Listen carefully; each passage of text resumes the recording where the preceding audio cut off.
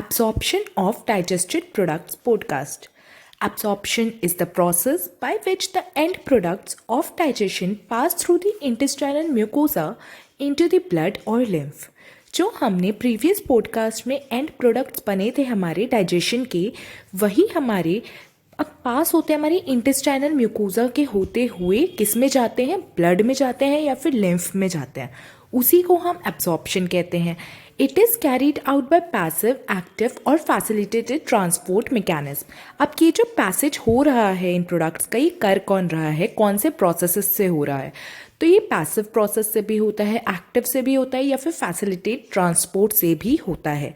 Small amounts of monosaccharides like glucose, amino acid and some electrolytes like chloride ions are generally absorbed by simple diffusion. अब ये process से तो होते हैं, लेकिन आपको ये भी ध्यान रखना है कौन कौन सी चीज़ें किन किन प्रोसेस से होती हैं. तो कुछ अमाउंट में हमारे मोनोसेक्राइड जैसे कि ग्लूकोज हो गए, अमाइनो एसिड हो गए और कुछ इलेक्ट्रोलाइट्स भी जैसे कि क्लोराइड आयंस, ये हमारे जनरली सिंपल डिफ्यूजन से एब्जॉर्ब होते हैं. The passage of the substance into the blood depends upon the concentration gradient. अब ये जो हमारे सब्सटेंसेज हैं, ये जो भी पैसेज हो रहा है ना, जो भी पास हो रहे हैं ब्लड में, ये किस पे डिपेंड करता है? ये डिपेंड करता है उनकी कंसंट्रेशन ग्रेडियंट पे. वो कितनी क्वांटिटी में है, उनकी कंसंट्रेशन जो है उस पे डिपेंड करता है. However, some substances like glucose and amino acid are absorbed with the help of carrier proteins. अब कुछ ऐसे सब्सटेंस भी होते हैं जो कि कैरियर प्रोटीन्स के थ्रू हमारे पास होते हैं. वो कौन कौन से हो गए? तो ग्लूकोज एंड अमाइनो एसिड किसके थ्रू होते हैं? कैरियर प्रोटीन्स के through. This mechanism is called facilitated transport. और ये जो कैरियर प्रोटीन्स के थ्रू हमारे ग्लूकोज अमाइनो एसिड एब्जॉर्ब हो रहे हैं, इसी प्रोसेस को, इसी मैकेनिज्म को हम बोलते हैं facilitated transport. Transport of water depends upon the osmotic gradient. अब जो वाटर का ट्रांसपोर्ट होता है वो ऑस्मोटिक ग्रेडियंट पे डिपेंड करता है. कहीं भी अगर वाटर आया तो ऑस्मोटिक वर्ड आएगा, ठीक है. तो ट्रांसपोर्ट ऑफ वाटर किस पे डिपेंड करता है? वो ऑस्मोटिक ग्रेडियंट पे. ऊपर हमने क्या पढ़ा था कि जो भी सब्सटेंस ब्लड में जा रहे हैं वो किस पे डिपेंड करते हैं? कौन से ग्रेडियंट पे? कंसेंट्रेशन ग्रेडियंट पे. Active transport occurs against the concentration gradient and hence requires energy. अब जो एक्टिव ट्रांसपोर्ट है वो कैसे होता है? वो हमारी जो कंसेंट्रेशन ग्रेडियंट है उसके अगेंस्ट होता है, उसके ऑपोजिट होता है, इसलिए इसको एनर्जी की रिक्वायरमेंट होती है. इसे ही हम कहते हैं active transport. Various nutrients like amino acid, monosaccharide like glucose and electrolytes like sodium are absorbed by this mechanism, मतलब एक्टिव से. ऊपर हमने सेम यही कंपोनेंट्स पढ़े थे, बस उसमें डिफरेंस क्या था? इलेक्ट्रोलाइट क्लोराइड था और वो सिंपल डिफ्यूजन से हो रहा था. इसमें वही सारे कंपोनेंट्स है, बस इलेक्ट्रोलाइट्स में सोडियम है. जो सोडियम आएगा वो एक्टिव ट्रांसपोर्ट से हमारा उसमें एब्जॉर्प्शन होगा. Fatty acid and glycerol being insoluble can not be absorbed into the blood. अब जो हमारे फैटी एसिड होते हैं और ग्लिसरॉल होते हैं, ये हमारे डायरेक्टली एब्जॉर्ब नहीं हो सकते ब्लड में. ऐसा क्यों? क्योंकि ये दोनों जो है फैटी एसिड, ग्लिसरॉल, ये इनसॉल्युबल होते हैं ब्लड में, इसलिए वो एब्जॉर्ब नहीं हो पाते. They are first incorporated into small droplets called micelles, अब which move into the intestinal mucosa. अब फिर ये किस तरह से तो एब्जॉर्ब होता है ना, तो वो कैसे होता है? तो इन्हें पहले क्या करा जाता है? कुछ स्मॉल ड्रॉपलेट्स में तोड़ा जाता है जिन्हें हम मिसील्स बोलते हैं, जो कि हमारी कहाँ जाती हैं? इंटेस्टाइनल म्यूकोसा में जाती हैं. They are reformed into a very small protein coated fat globules called the chylomicrons which are transported into the lymph vessel called lacteals in the villi. उसके बाद मिसील्स में जब ये टूट जाती हैं, अच्छा मिसील्स कहाँ बनती हैं? मिसील्स का फॉर्मेशन होता है इंटेस्टाइनल म्यूकोसा में. फिर उसके बाद ये रीफॉर्म हो जाती हैं किसमें? बहुत ही छोटे छोटे प्रोटीन कोटेड फैट ग्लोब्यूल्स में. फैट ग्लोब्यूल्स होते हैं जिनकी कोटिंग किसकी होती है? प्रोटीन की बनी हुई होती है, जिन्हें हम कहते हैं काइलोमाइक्रॉन्स, जो कि फर्दर हमारे ट्रांसफ़र हो जाते हैं किसमें? लैक्टियल्स में, जो कि विलाई में प्रेजेंट होती हैं, ठीक है. तो ये काइलोमाइक्रॉन्स कहाँ एक्चुअल में बने? इंटेस्टाइनल म्यूकोसा में. और कहाँ जाके ट्रांसपोर्ट हो चुके हैं? ये लिम्फ वेसल्स में या फिर लैक्टियल्स में, जो कि विलाई के अंदर प्रेजेंट है. These lymph vessels ultimately release the absorbed substances into the blood stream. अब lymph vessels में आ गया.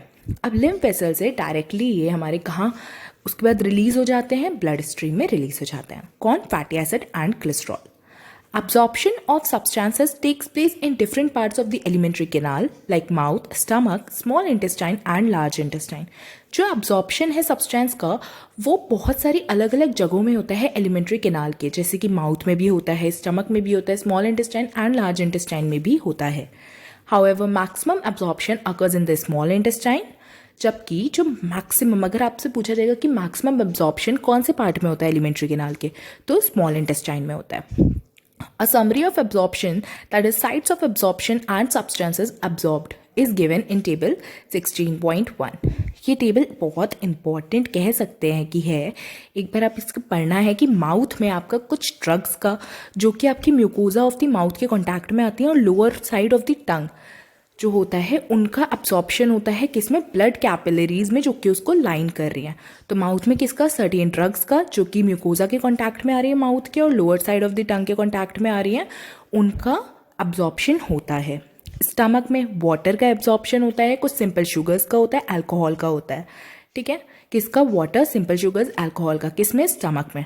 स्मॉल इंटेस्टाइन जो कि एक प्रिंसिपल ऑर्गन है अब्जॉर्प्शन ऑफ न्यूट्रिएंट्स का. The digestion is completed here and the final product of digestion such as glucose, fructose, fatty acid, glycerol, amino acid are absorb through the mucosa into the blood stream and lymph. Small intestine में mainly क्या होता है, ये absorption ही होता है nutrients का.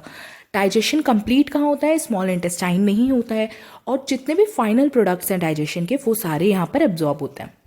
Large intestine में क्या होता है, अब्जॉर्प्शन होता है कुछ वाटर का, कुछ मिनरल्स का और ड्रग्स का. लार्ज इंटेस्टाइन में किस किस का, वाटर का, मिनरल्स का एंड ड्रग्स का एब्जॉर्प्शन होता है.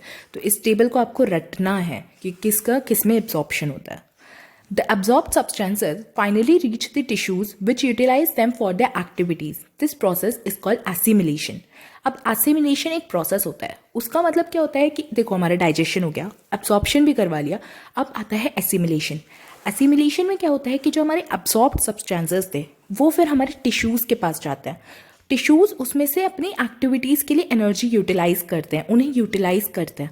इसी प्रोसेस को हम बोलते हैं एसिमिलेशन. कि टिश्यूज़ जो अब्जॉर्ब सब्सटेंसेस को यूटिलाइज कर रहे हैं उनकी एक्टिविटीज़ परफॉर्म करने के लिए, उसी प्रोसेस को हम एसिमिलेशन कहते हैं. The digestive waste is solidified into coherent faeces in the rectum, initiate a neural reflex causing an urge और डिजायर फॉर इट्स रिमूवल.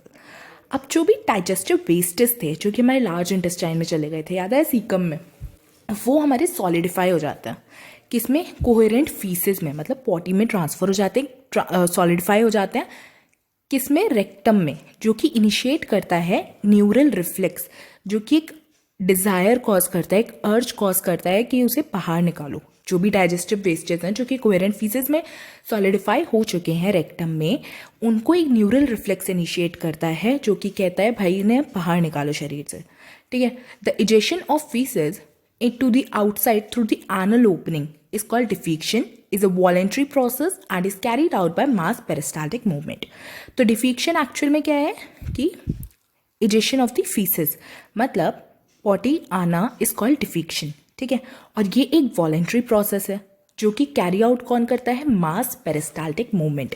तो जो डिफिक्शन है वो हमारा वॉलेंट्री प्रोसेस है और कौन कैरी आउट करता है, mass peristaltic movement. Okay, thank you, bye.